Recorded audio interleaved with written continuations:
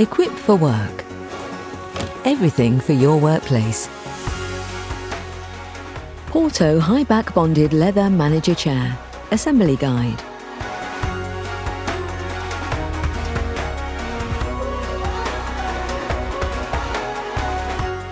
Included in the box are seat pad and backrest with mechanism attached, 5-star base with casters attached, and 1 gas strut.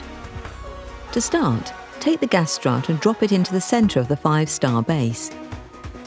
Next, with the help of another person, take the seat pad and lift it onto the gas strut. You should feel it slot into the hole in the base of the chair. And there you have it.